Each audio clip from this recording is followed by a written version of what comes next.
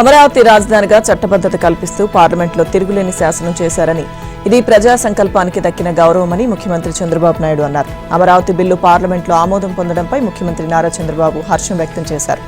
రాజధానికి శంకుస్థాపన చేసిన ఉద్దండరాయనిపాలెం వద్ద గురువారం రైతులతో కలిసి సతీ సమేతంగా అమరావతికి దీపహారతి కార్యక్రమంలో పాల్గొన్నారు. దేశ చరిత్రలో అమరావతి విజయం సువర్ణాక్షరాలతో లిఖించదగిందని సీఎం అన్నారు. అమరావతి చరిత్ర శాశ్వతమని, అందులో రైతులు చేసిన త్యాగం శాశ్వతం. అనేక కుట్రలను ఎదుర్కొని రాజధానిని దక్కించుకున్నామని చెప్పారు. రాజధానిని శ్మశానం అన్నవారు నేడు అడ్రస్ లేకుండా పోయారన్నారు. అమరావతిపై పార్లమెంట్లో తిరుగులేని శాసనం చేసుకున్నామన్న సీఎం, ఇప్పటి వరకు రాష్ట్రానికి అడ్రస్ లేదని, కానీ నేడు ఒక శాశ్వత చిరునామా వచ్చిందని భావోద్వేగానికి గురయ్యారు. అమరావతికి అపజయమే లేదని, ఇది అన్స్టాపబుల్ గా ఉంటుందని సీఎం పేర్కొన్నారు. పవిత్రమైన మట్టి, నీటిని రాజధాని శంకుస్థాపన చేసిన రోజున ప్రధాని తెచ్చారని, అమరావతి నిర్మాణాలు పూర్తయ్యాక మరోమారు ప్రధాని ప్రారంభోత్సవాలకు వస్తారని చంద్రబాబు చెప్పారు. రాష్ట్రంలో ప్రతి ప్రాంతాన్ని అభివృద్ధి చేస్తామని, అమరావతి సాక్షిగా ప్రజలకు హామీ ఇస్తున్నారని ముఖ్యమంత్రి ప్రకటించారు. ఒక్క వైసీపీ మినహా దేశంలోని అన్ని రాజకీయ పార్టీలు అమరావతికి వాళ్ళ అండగా నిలబడ్డాయని, ఇంత జరిగినా వైసీపీకి మాత్రం బుద్ధి రాలేదన్నారు. మావిగన్ అంటూ కొత్త ప్రతిపాదన చేశారని డిక్షనరీలో చూశాను, నాకు అర్థం కాలేదు. వైసీపీవి అన్ని బుద్ధి లేని వ్యాఖ్యలుగా చంద్రబాబు ఆగ్రహం వ్యక్తం చేశారు. అనంతరం ముఖ్యమంత్రి చంద్రబాబు నాయుడు కూటమి నేతలతో కలిసి శంకుస్థాపన శిలాఫలకాన్ని పరిశీలించారు. పవిత్ర మట్టి, జలాలు ఉన్న వేదిక వద్ద వేద పండితుల ఆశీర్వచనాల మధ్య ప్రత్యేక పూజలు నిర్వహించారు. రాజధాని భూమికి సాష్టాంగ ప్రణామం చేశారు. ఆత్మగౌరవం గెలిచిందని, రాజధానికి తిరుగులేని శాసనం దక్కిందని ఏపీ సీఎం చంద్రబాబు ఎక్స్లో తెలిపారు. అమరావతి ఆత్మగౌరవం గెలిచిందన్న ఆయన, పార్లమెంట్ చట్టబద్ధతతో రాజధానికి నేడు తిరుగులేని శాసనం దక్కిందని అన్నారు. ఈ చారిత్రక సందర్భంలో రాజధానికి శంకుస్థాపన చేసిన ఉద్దండరాయనిపాలెం గ్రామానికి సతీ సమేతంగా వెళ్లానని, దీపహారతి ఇచ్చి పుణ్యభూమికి సాష్టాంగ ప్రణామం చేశానని తెలిపారు. నాడు ఉద్యమంలో కీలక పాత్ర పోషించిన రైతులు చాలా మంది తనను కలిసి నాటి సంగతులను గుర్తు చేశారని సీఎం చెప్పారు. ఉద్యమ శిబిరాల్లో రైతుల కన్నీళ్లు, ఉద్యమ ఘటనలు, 1631 రోజుల రైతులు, మహిళల వీరోచిత పోరాటాలన్నీ కళ్ల ముందు కదలాడినట్టు చంద్రబాబు చెప్పారు. రాజధాని శంకుస్థాపన ప్రాంతానికి ఎప్పుడు వెళ్లినా మనసంతా భావోద్వేగంతో నిండిపోతుందని ఆయన తన పోస్టులో పేర్కొన్నారు. రాజధాని రాష్ట్ర అభివృద్ధికి మరింత కృషి చేయాలనే బాధ్యత తనపై ఉందనే విషయాన్ని గుర్తు చేసుకుంటూనే ఉంటానన్నారు. అమరావతి రైతులు చేసిన త్యాగానికి ఏమిచ్చినా రుణం తీర్చుకోలేమని, అమరావతి చట్టబద్ధతకు ప్రధాని నరేంద్ర మోదీ, హోంమంత్రి అమిత్ షా చేసిన సహకారం మరోలేమని చంద్రబాబు తన పోస్టులో పేర్కొన్నారు. అమరావతి శాశ్వత రాజధానిగా మారుతున్న తరుణంలో జగన్ అక్కసు బయటపెడుతున్నారని ఏపీ హోంమంత్రి అనిత విమర్శించారు. సొంత తల్లిని పార్టీ నుంచి సస్పెండ్ చేసి, ఆస్తి విషయంలో చెల్లికి అన్యాయం చేసి కోర్టుకెక్కిన జగన్ను అమరావతి రైతుల త్యాగాలు, ఉద్యమాలు ఏం కదిలిస్తాయని అన్నారు. అనకాపల్లి కలెక్టరేట్లో జిల్లా ఇన్ఛార్జ్ మంత్రి కొల్లు రవీంద్రతో కలిసి మీడియా సమావేశం నిర్వహించారు. జగన్ పిచ్చి పరాకాష్ఠకు చేరిందని మంత్రి అనిత ఎద్దేవా చేశారు. అధికారంలో ఉన్నప్పుడు ఒకలాగా, లేనప్పుడు మరోలా మాట్లాడడం ఆయనకే చెల్లుతుంది అన్నారు. నాడు 3 రాజధానులంటూ నాటకాలు ఆడారని, నేడు మావిగన్ పేరుతో రాజధాని పెట్టాలని మాట్లాడడం చూసి రాష్ట్ర ప్రజలు నవ్వుకుంటున్నారని అన్నారు అనిత. అమరావతిపై పార్లమెంట్లో ప్రవేశపెట్టిన బిల్లును కనీస జ్ఞానం లేకుండా తప్పుపడుతూ, తాను అధికారంలోకి వస్తే ఏదో చేస్తామని చెప్పడం సిగ్గుచేటని మండిపడ్డారు. అమరావతి తీర్మానం ప్రవేశపెట్టినప్పుడు 11 మందితో అసెంబ్లీకి వచ్చి ఎందుకు మాట్లాడలేదని మంత్రి ప్రశ్నించారు. అప్పుడు రాజధానిగా మావిగన్ అని పెడతారా, లేదా మావి గొడ్డలి అని పెడతారో ఎందుకు చెప్పలేదని మంత్రి అనిత ఎద్దేవా చేశారు. విద్వేషాలు రెచ్చగొట్టడానికి ప్రయత్నిస్తే ప్రజలు చూస్తూ ఊరుకోరని, చిత్తశుద్ధి ఉంటే అమరావతికి మద్దతు తెలపాలన్నారు. 5 ఏళ్ల పాటు ముఖ్యమంత్రిగా పనిచేసిన వ్యక్తి నోట ఇలాంటి మాటలు రావడం దౌర్భాగ్యమని అసహనం వ్యక్తం చేశారు. రాష్ట్రంలో శనగ ఉత్పత్తి భారీగా పెరగడంతో రైతులు ఇబ్బందులు పడకుండా ఉండేందుకు ఏపీ మంత్రి అచ్చెన్నాయుడు ప్రత్యేక చొరవ చూపారు. ప్రస్తుతం కేంద్ర ప్రభుత్వం అనుమతించిన కొనుగోలు పరిమితి సరిపోదని గుర్తించిన మంత్రి ఈ విషయాన్ని సీఎం చంద్రబాబు దృష్టికి తీసుకువెళ్లారు. దీంతో ఆయన కేంద్ర వ్యవసాయ మంత్రి శివరాజ్ సింగ్ చౌహాన్కు లేఖ రాశారు. ఇప్పటికే రాష్ట్రంలో ఏపీ మార్క్ఫెడ్ ద్వారా 72,000 మెట్రిక్ టన్నులు, నాఫెడ్ ద్వారా 12,000 మెట్రిక్ టన్నుల శనగ కొనుగోలు చేశారు. మొత్తం 84,000 మెట్రిక్ టన్నుల కొనుగోలు పూర్తవడంతో ప్రస్తుతం ఉన్న లక్ష్యం త్వరలోనే పూర్తయ్యే అవకాశం ఉంది. రాష్ట్ర వ్యవసాయ శాఖ తాజా అంచనాల ప్రకారం ఈ ఏడాది శనగ సాగు విస్తీర్ణం 3,88,413 హెక్టార్లకు పెరిగింది. ఉత్పత్తి కూడా 4,57,365 మెట్రిక్ టన్నులకు చేరే అవకాశం ఉందని అధికారులు అంచనా వేస్తున్నారు. ప్రస్తుతం రాష్ట్రానికి 94,500 మెట్రిక్ టన్నుల శనగ కొనుగోలు లక్ష్యం మాత్రమే ఉన్నప్పటికీ పెరిగిన ఉత్పత్తి దృష్ట్యా దానిని 4,57,365 మెట్రిక్ టన్నులకు పెంచాలని కేంద్రాన్ని కోరారు. ప్రస్తుతం మార్కెట్లో శనగ ధర కనీస మద్దతు ధర కంటే తక్కువగా ఉండడంతో రైతులు తమ మొత్తం ఉత్పత్తిని ప్రభుత్వ కొనుగోలు కేంద్రాలకు తీసుకొస్తున్నారు. ఇక ఈ నేపథ్యంలో రైతులు నష్టపోకుండా ఉండేందుకు అదనపు కొనుగోలు తప్పనిసరి అని మంత్రి అచ్చెన్నాయుడు భావించారు. రైతుల ప్రయోజనాలను దృష్టిలో పెట్టుకుని పెరిగిన ఉత్పత్తికి అనుగుణంగా శనగ కొనుగోలు లక్ష్యాన్ని పెంచాలని కేంద్రాన్ని రాష్ట్ర ప్రభుత్వం కోరింది. బీజేపీ ఎమ్మెల్యే విష్ణుకుమార్ రాజు తనదైన శైలిలో జగన్ వ్యాఖ్యలను విమర్శించారు. పార్లమెంట్లో అమరావతి బిల్లు ఆమోదంతో విశాఖలో ఘనంగా కూటమి పార్టీల నేతలు సంబరాలు చేసుకున్నారు. బొమ్మ తుపాకీతో జగన్ కు BJP MLA Vishnukumar Raju counter ఇచ్చారు. రాజధాని పేరు మార్పుపై జగన్ వ్యాఖ్యలు దిక్కుమాలినట్టు ఉన్నాయని విష్ణుకుమార్ రాజు ఫైర్ అయ్యారు. విశాఖలోని ఎమ్మెల్యే విష్ణుకుమార్ రాజు కార్యాలయం వద్ద కూటమి నాయకులు టపాసులు కాల్చి సంబరాలు చేసుకున్నారు. అమరావతి బిల్లు పార్లమెంట్లో ఆమోదం పొందడంతో రాష్ట్ర వ్యాప్తంగా హర్షాతిరేకాలు వ్యక్తమవుతున్నాయని విశాఖలో బీజేపీ ఎమ్మెల్యే విష్ణుకుమార్ రాజు ఆధ్వర్యంలో కూటమి నాయకులు భారీ ఎత్తున సంబరాలు నిర్వహించారు. టపాసులు కాల్చి మిఠాయిలు పంపిణీ చేస్తూ తమ సంతోషాన్ని చాటుకున్నారు. 5 ఏళ్లలో జగన్ పాలన కేవలం విధ్వంసానికి పరిమితమైందని, 3 రాజధానుల పేరుతో రాష్ట్రంతో 3 ముక్కలాట ఆడారని విష్ణుకుమార్ రాజు ఆరోపించారు. రాజధాని కోసం 33,000 ఎకరాలు ఇచ్చిన రైతులను రోడ్డుపై నిలబెట్టి హింసించారని, రాజధానికి మావిగనని పేరు పెట్టాలన్న జగన్ వ్యాఖ్యలు హాస్యాస్పదంగా ఉన్నాయని ఆయన తెలిపారు. జగన్ దగ్గర ఉన్న దిక్కుమాలిన సలహాదారులకు మతి భ్రమించి ఇలాంటి సలహాలు ఇస్తున్నట్లుగా ఎమ్మెల్యే చెప్పారు. ఇక ప్రెస్ మీట్లలో అబద్ధాలు చెప్పడం మానేసి ధైర్యం ఉంటే అసెంబ్లీకి వచ్చి మాట్లాడాలని, ప్రజల అభిప్రాయాలను గౌరవించి ప్రజా జీవితంలోకి రావాలని విష్ణుకుమార్ రాజు సలహా ఇచ్చారు. ఏపీ గ్రామ పంచాయతీల కాలపరిమితి ముగిసిన నేపథ్యంలో వాటి పాలన వ్యవహారాలు చూసేందుకు ప్రత్యేక అధికారితో పాటు ఆయా పంచాయతీల్లోని 2-3 సభ్యులతో కమిటీ ఏర్పాటు చేసే అంశాన్ని పరిశీలించాలని రాష్ట్ర ప్రభుత్వానికి హైకోర్టు సూచించింది. ఈ వ్యవహారంపై రాష్ట్ర ప్రభుత్వంతో చర్చించి వివరాలు తమ ముందు ఉంచాలని అడ్వకేట్ జనరల్ దమ్మాలపాటి శ్రీనివాస్ కు సూచించింది. విచారణను మంగళవారానికి వాయిదా వేసింది. మరోవైపు గ్రామ పంచాయతీలకు ప్రత్యేక అధికారుల నియామకం కోర్టు ఇచ్చే తుది తీర్పుకు లోబడి ఉంటుందని స్పష్టం చేసింది. దీనిపై విచారణను సైతం మంగళవారానికి వాయిదా వేసింది. ఇక బీసీ జనగణన చేపట్టడంతో పాటు తదనుగుణంగా రిజర్వేషన్ ఖరారు చేసిన తర్వాతే స్థానిక సంస్థలు, గ్రామ పంచాయతీలకు ఎన్నికలు నిర్వహించేలా రాష్ట్ర ప్రభుత్వాన్ని ఆదేశించాలని కోరుతూ ఏపీ బీసీ సంఘం రాష్ట్ర అధ్యక్షుడు కేసిన శంకర్రావు 2025లో హైకోర్టులో పిల్ వేశారు. అలాగే రాష్ట్రంలోని 13,325 గ్రామ పంచాయతీలు, 123 పట్టణ స్థానిక సంస్థలకు త్వరలో పదవీకాలం ముగియనుందని, ఎన్నికల నిర్వహణకు ఆదేశాలు ఇవ్వాలని కోరుతూ న్యాయవాది తాండవ యోగేషన్ మరో పిల్ వేశారు.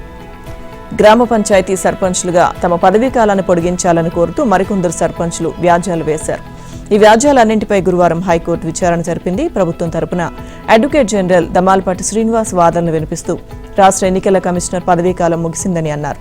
కొత్త ఎన్నికల కమిషనర్ నియామకం కోసం ఫైల్ గవర్నర్ వద్ద పెండింగ్లో ఉందన్నారు. త్వరలో ఎస్ఈసీ నియామకం జరుగుతుందని అన్నారు. ఇక సర్పంచ్ల తరపున న్యాయవాది గుండాల శివప్రసాద్ వాదనలు వినిపిస్తూ ప్రత్యేక అధికారులకు పాలన అప్పగిస్తే ప్రజలు సమస్యలు ఎదుర్కోవాల్సి వస్తుందని అన్నారు. ప్రస్తుత సర్పంచ్ల కాలపరిమితి పొడిగించాలని కోర్టుకు విజ్ఞప్తి చేశారు. ఎమ్మెల్సీ పదవికి రాజీనామా చేస్తూ వైసీపీ ఎమ్మెల్సీ జయమంగళ వెంకటరమణ సమర్పించిన లేఖపై 3 వారాల్లో నిర్ణయం తీసుకుంటామని శాసనమండలి చైర్మన్ మోషన్ రాజు గురువారం హైకోర్టుకు తెలిపారు. దీంతో హైకోర్టు ప్రధాన న్యాయమూర్తి justice Dheeraj Singh Thakur, justice R రఘునందనరావుతో కూడిన ధర్మాసనం సింగిల్ జడ్జి తీర్పును సవాల్ చేస్తూ మండలి చైర్మన్ వేసిన అప్పీల్ను పరిష్కరించింది. ఇక 3 వారాల్లో నిర్ణయం తీసుకుంటారని ఆశిస్తున్నామని పేర్కొంది. పదవికి రాజీనామా చేస్తూ వైసీపీ ఎమ్మెల్సీ జయమంగళ వెంకటరమణ లేఖ సమర్పించారని 2024 నవంబర్ 23న శాసనమండలి చైర్మన్ కు లేఖ సమర్పించారు. దీనిపై నిర్ణయం వెల్లడించేలా చైర్మన్ ఆదేశించాలని కోరుతూ 2025 నవంబర్లో హైకోర్టులో పిటిషన్ దాఖలు చేశారు. పిటిషన్పై విచారణ జరిపిన సింగిల్ జడ్జి రాజీనామా లేఖపై శాసనమండలి చైర్మన్ మోషన్ రాజు నిర్ణయం వెల్లడించకుండా 1 ఏడాది పాటు పెండింగ్లో ఉంచడాన్ని ఆక్షేపించారు. విచక్షణాధికారం పేరుతో సహేతుక సమయంలో రాజీనామా లేఖపై నిర్ణయం వెల్లడించకపోవడం విచారణ ప్రక్రియను దుర్వినియోగం చేయడమే అన్నారు. పదవికి రాజీనామా చేస్తూ ఎమ్మెల్సీ జయమంగళ వెంకటరమణ సమర్పించిన లేఖపై విచారణను 4 వారాల్లో ముగించి నిర్ణయం వెల్లడించాలని శాసనమండలి చైర్మన్ను కోర్టు ఆదేశించింది.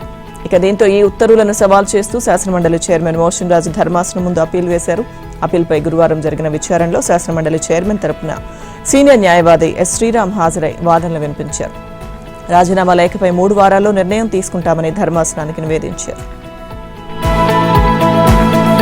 వంశధార నదిపై నేరేడి బ్యారేజ్ నిర్మాణానికి సంబంధించి నదీ జలాల ట్రిబ్యునల్ తుది తీర్పు ఇవ్వడం, దానికి అనుగుణంగా కేంద్ర జలశక్తి శాఖ తుది గెజెట్ నోటిఫికేషన్ విడుదల చేయడం ఆనందంగా ఉందని కేంద్ర పౌర విమానయాన శాఖ మంత్రి రామ్మోహన్ నాయుడు అన్నారు.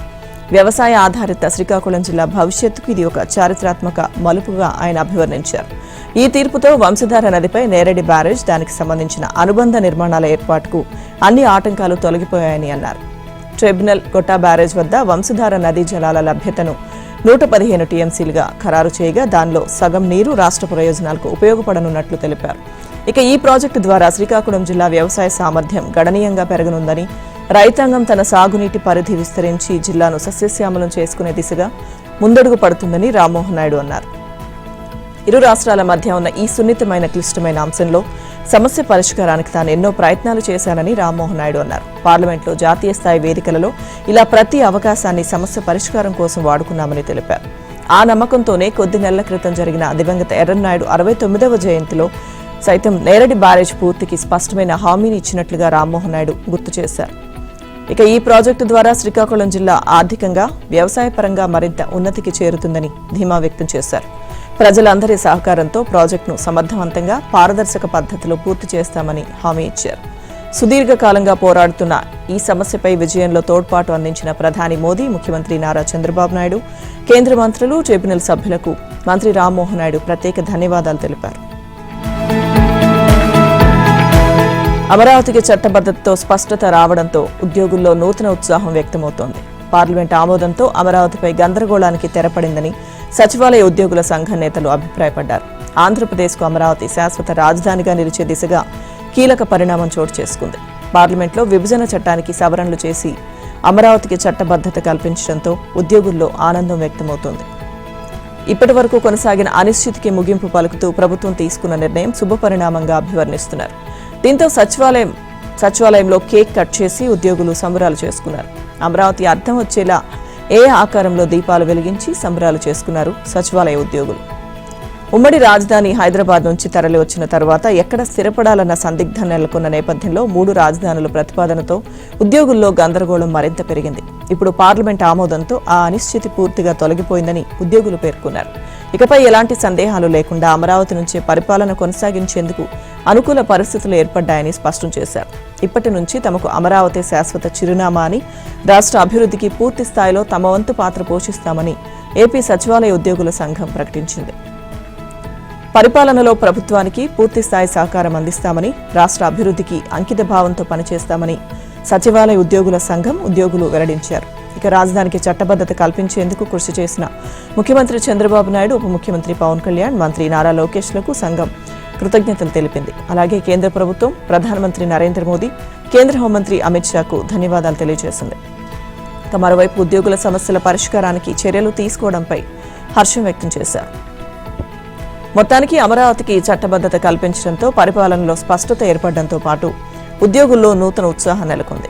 ఈ నిర్ణయం రాష్ట్ర అభివృద్ధికి దోహదపడుతుందని వారు ఆశాభావం వ్యక్తం చేస్తున్నారు. ఏపీ రాజధాని అమరావతి బిల్లుకు పార్లమెంట్ ఉభయ సభల్లో ఆమోదం లభించడంతో శ్రీశైలంలో టీడీపీ శ్రేణులు, నాయకులు, కార్యకర్తలు పెద్ద ఎత్తున సంబరాలు జరిపారు.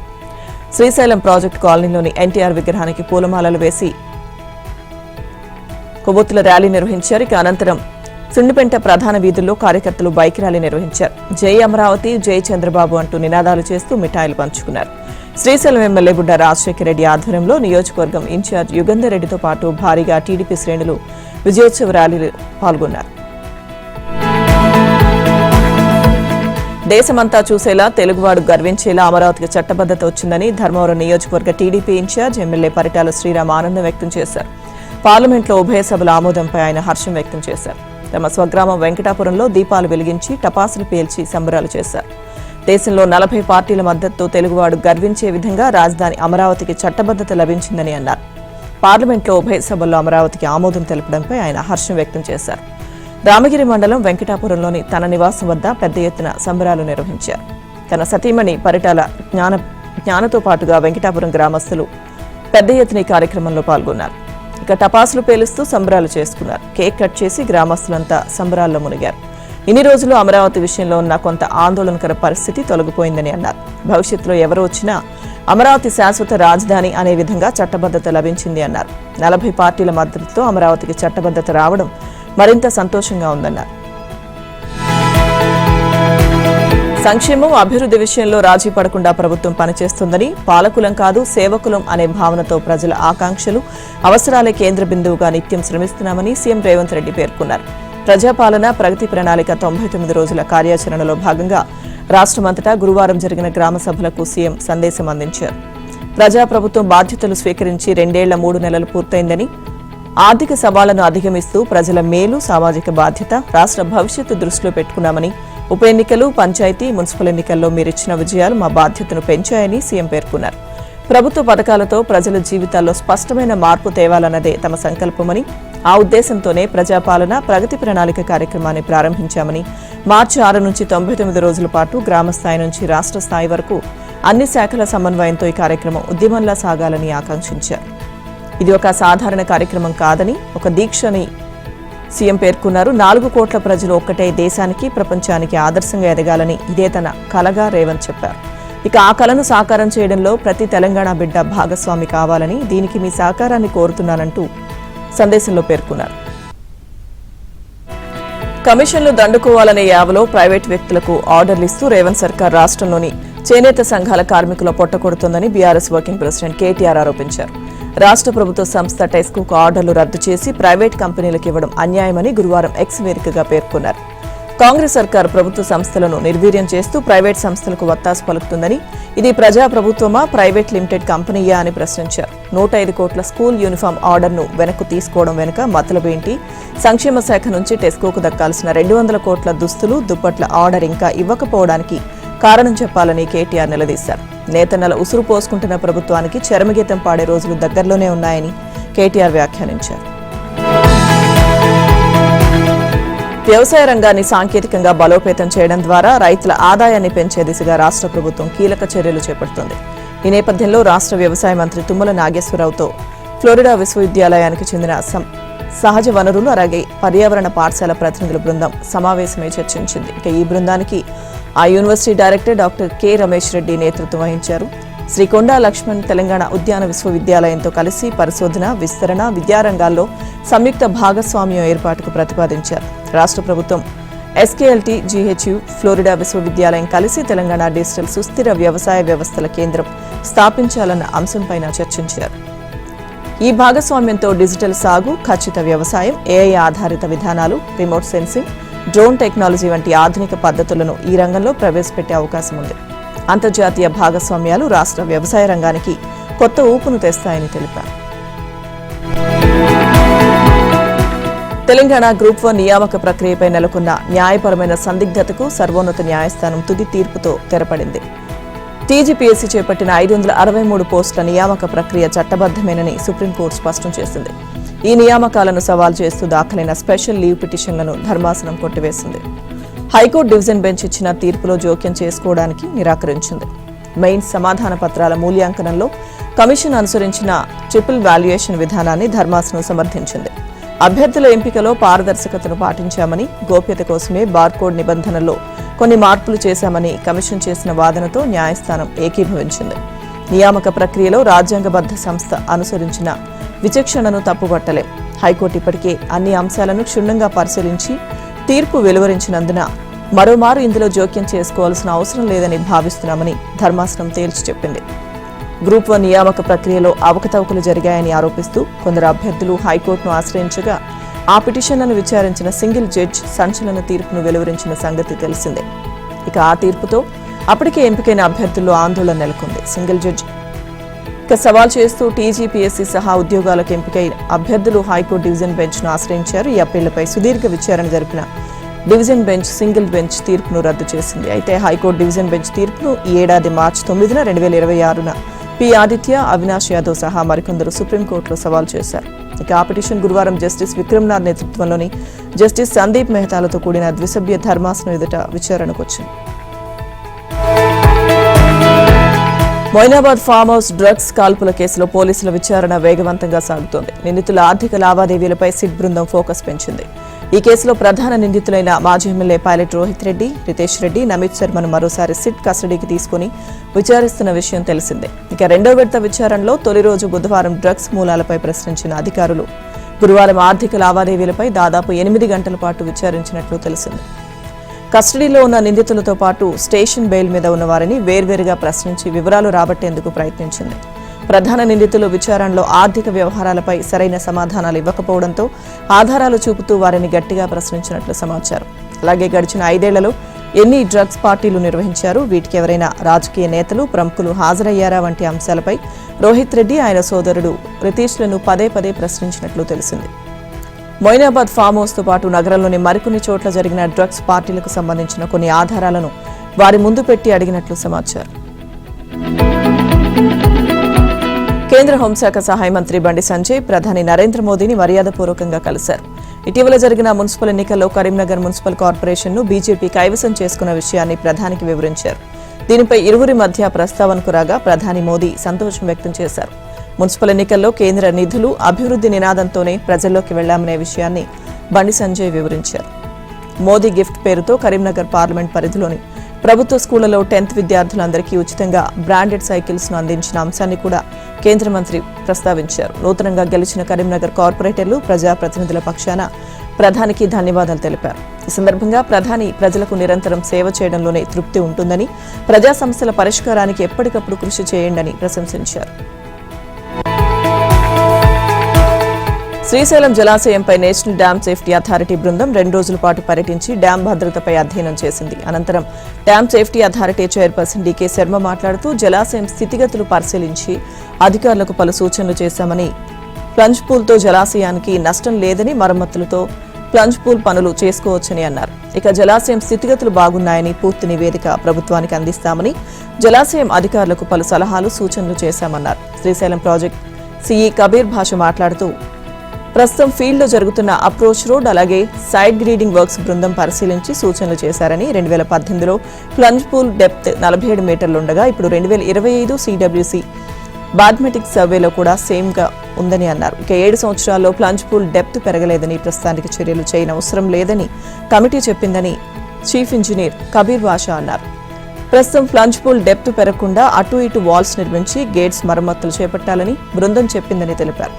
డ్యామ్ ముందు భాగంలో సిలిండర్స్ కి స్టీల్ ప్రోడక్ట్తో ప్రస్తుతం మెయింటైన్స్ చేస్తున్న తర్వాత కాంక్రీట్ వాల్ కట్టాలా, సిలిండర్స్ పెట్టాలా అనే దానిపై డిస్కస్ చేస్తున్నామని తెలిపారు. ఆర్టీసీ బస్సులో ప్రయాణం అంటేనే భయపడే పరిస్థితులు బస్సులో ప్రయాణిస్తున్న ప్రయాణికులకు ఏర్పడుతున్నాయి. అతి వేగంతో పాటు ఓవర్టేక్ చేస్తూ బస్సులో ప్రయాణిస్తున్న వారితో పాటు రోడ్డుపై వెళ్లే సాధారణ వాహనాలకు మృత్యు శకటంలా మారుతున్నాయి.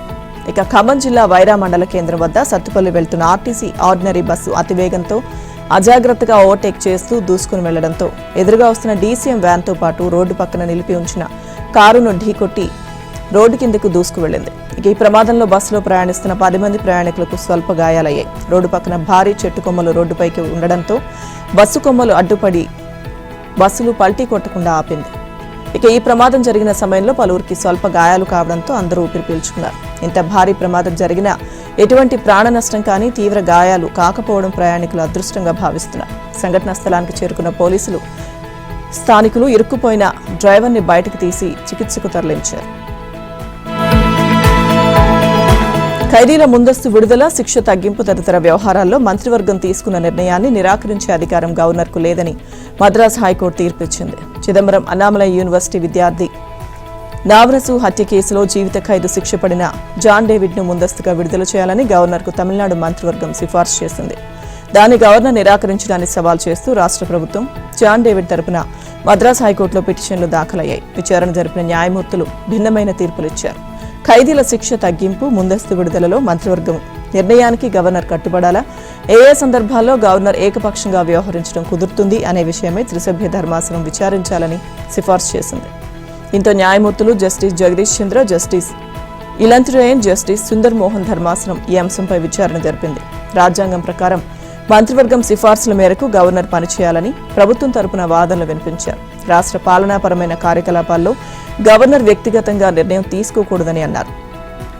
మంత్రివర్గం సూచనలు, సిఫార్సుల ప్రకారం వ్యవహరించాలని సుప్రీంకోర్టు 7 న్యాయమూర్తుల ధర్మాసనం ధృవీకరించిందని తెలిపారు. అనంతరం తీర్పును తేదీ తెలపకుండా న్యాయమూర్తులు వాయిదా వేశారు. ఇక తాజాగా ఖైదీల శిక్ష తగ్గింపు, ముందస్తుగా విడుదల చేసే మంత్రివర్గం విషయంలో ఏకపక్షంగా నిరాకరించే అధికారం గవర్నర్కు లేదని హైకోర్టు తీర్పును వెలువరించింది.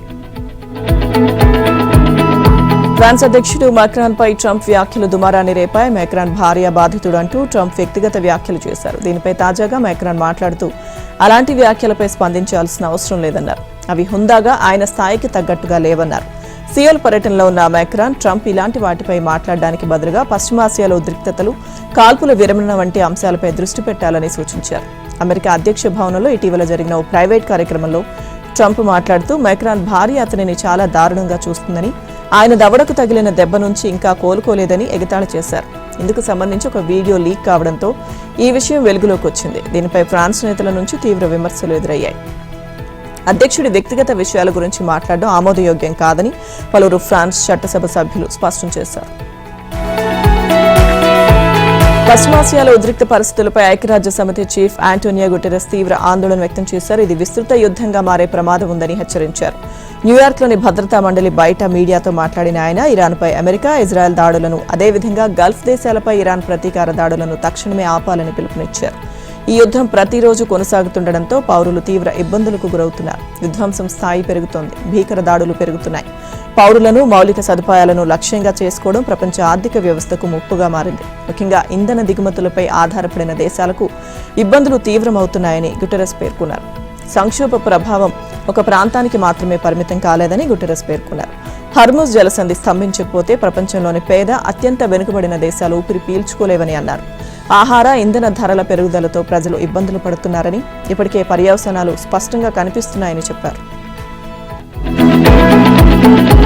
ఐపీఎల్లో సన్ రైజర్స్ హైదరాబాద్ బోణి కొట్టింది. కోల్కతా నైట్ రైడర్స్ తో జరిగిన మ్యాచ్లో హైదరాబాద్ 65 పరుగుల తేడాతో విజయం సాధించింది. తొలుత బ్యాటింగ్ చేసిన సన్ రైజర్స్ 20 ఓవర్లలో 8 వికెట్ల నష్టానికి 226 పరుగులు చేసింది. లక్ష్య ఛేదనలో కేకేఆర్ 16 ఓవర్లలో 161 రన్స్కు ఆలౌట్ అయింది. రఘువంశీ 52, రింకు సింగ్ 35, ఫినాలెన్ 28 రన్స్తో రాణించారు. అజింక్య రహానే 8, కామరన్ గ్రీన్ 2, అలాగే రమణ్దీప్ సింగ్ 10, సునీల్ నరైన్ 12 బ్యాటింగ్లో విఫలమయ్యారు. హైదరాబాద్ బౌలర్లలో జయదేవ్ ఉనద్గత్ 3, నితీష్ రెడ్డి 2, యశాన్ మలింగ 2, హర్ష్ దుబే 1 వికెట్ను పడగొట్టారు. ఇక అంతకుముందు సన్ రైజర్స్ హైదరాబాద్ ఇన్నింగ్స్లో హెన్రిచ్ క్లాసన్ 52 హాఫ్ సెంచరీ చేశాడు. అభిషేక్ శర్మ 48, ట్రావిస్ హెడ్ 46, నితీష్ కుమార్ రెడ్డి 39 పరుగులతో రాణించారు. ఇషాన్ కిషన్ 14 పరుగులు చేశాడు. కోల్కతా బౌలర్స్లో ముజార్బానీ 4, వైభవ్ అరోరా 2, కార్తిక్ త్యాగి, అన్కుల్ రాయ్ తలో వికెట్ తీశారు.